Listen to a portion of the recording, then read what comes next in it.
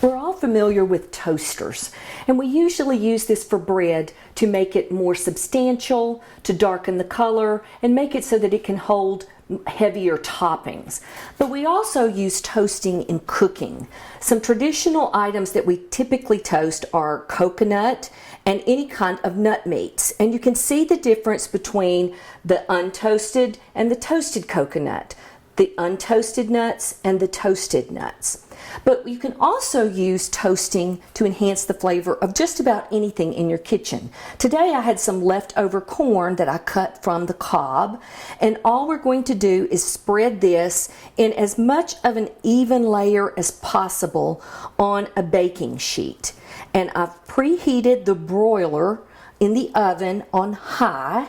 And basically what we're going to do is just run this under the broiler with the light of the oven on so that you can easily see when this is browning and when it's ready to pull out of the oven. Sometimes your nose can be a little confusing with that, so you really want to go by sight rather than smell. And notice this is an ungreased baking sheet, no grease on this. So why would you do this? And here's some corn that's been toasted.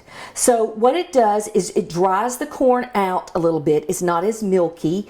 It browns it and enhances the flavor and the texture of it. And then you can utilize this corn to sprinkle over green salads or on any kind of garnish dish that you want to, and it becomes a more versatile garnish and accent than it would be as a cooked product. So toasting is useful in the kitchen for many things, not just bread.